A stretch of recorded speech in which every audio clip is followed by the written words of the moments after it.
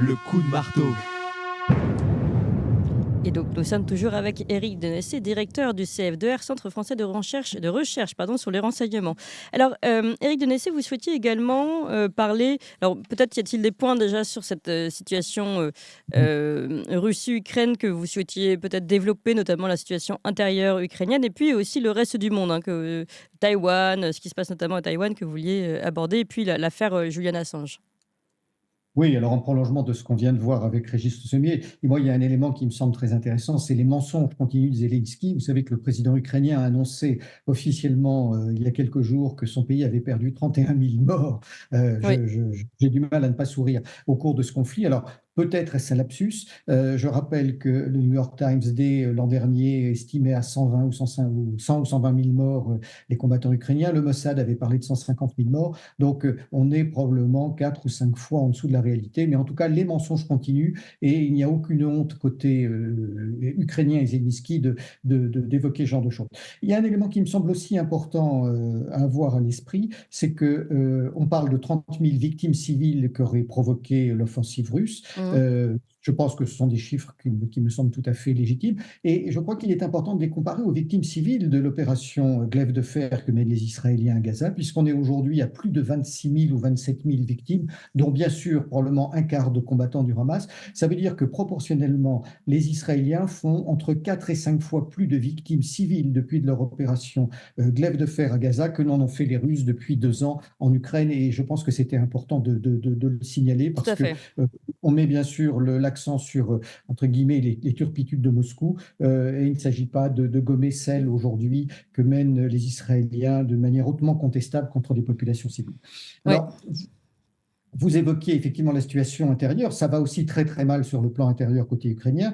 On a vu bien sûr qu'il y a une quinzaine de jours, Zelensky a remplacé, comment dire, Zaloujny, le chef d'état-major des armées, par un autre officier général, Syrski, qui a très très Oui. mauvaise réputation. Et puis on voit aussi, même si la presse occidentale ne s'en fait pas l'écho, que l'équipe autour de Zelensky essaie de purger par tous les moyens tous ceux qui sont opposés dans son cercle restreint, je dirais, à sa politique, comme si Zelensky partait de plus en plus dans des voies stratosphériques et s'enfermait dans des logiques extrêmement, d'ailleurs, dangereuses pour son pays. Et on voit donc que cette répression interne ne cesse de s'accroître.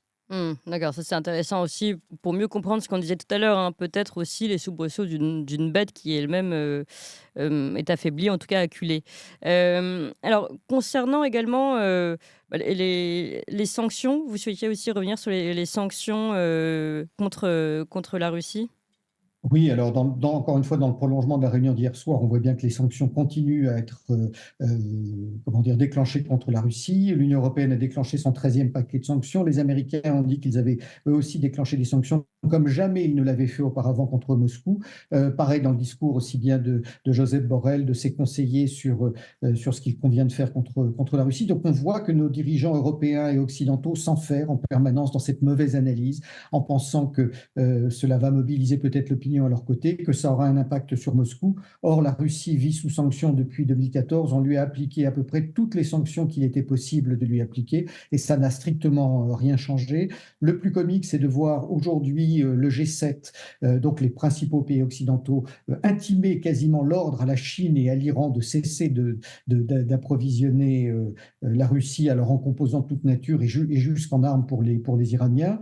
Les Américains ont d'ailleurs fait preuve d'une étonnante contradiction puisque ils ont dit qu'ils demandaient bien sûr à l'Iran de cesser de livrer des drones à l'Ukraine sous peine de sanctions. Mais John Kirby, le porte-parole du Conseil de la sécurité, a lui-même dit mais finalement nous n'avons aucune preuve, alors même que les Ukrainiens disent que selon eux il y a plus de 3500 drones qui ont été livrés à l'Iran. Donc là on voit aussi qu'entre alliés il y a une vraie divergence, une vraie dissonance.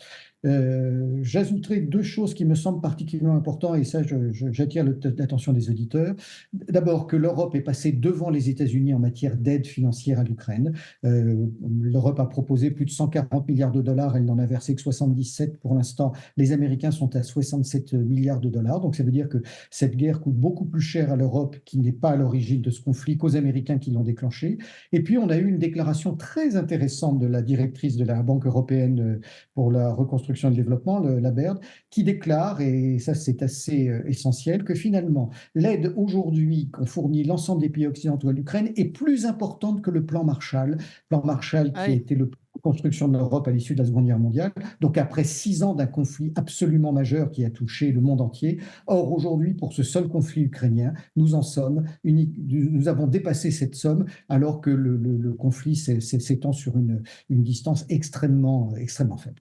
Alors, vous aviez encore beaucoup, beaucoup de sujets. Je ne sais pas s'il y en a un qui vous tient particulièrement à cœur. Moi, c'est vrai que le sujet de la déstabilisation russe en France, qu'on a commencé à aborder, mais on n'a pas abordé tous les sujets, je trouvais particulièrement intéressant votre analyse. Oui, alors malheureusement, les Russes mènent toute une série d'actions sur notre territoire qu'on ne mesure pas encore totalement. La Direction générale de la sécurité intérieure, elle, le sait très précisément. C'est indéniable. Je le disais tout à l'heure, il faut lutter, bien sûr, contre toute tentative de déstabilisation, d'où qu'elle vienne, et notamment contre celle que les Russes mènent. Il y a d'ailleurs quelque chose d'intéressant. La DGSI parle d'opérations lancées par le FSB. Or, par tradition, le FSB est le service de sécurité intérieure russe, donc je ne sais pas si l'information qui a été transmise à la presse est exacte. Hmm. Je penserai plutôt au SVR et au GRU qui sont chargés des opérations extérieures. En tout cas, ces opérations sont bien réelles, mais malheureusement, il faut le dire, Mais par nous exemple, avons. là, j'ai lu dans l'article de l'Opinion, c'était oui, les Russes attisent la révolte des agriculteurs. Ça peut aller jusque-là?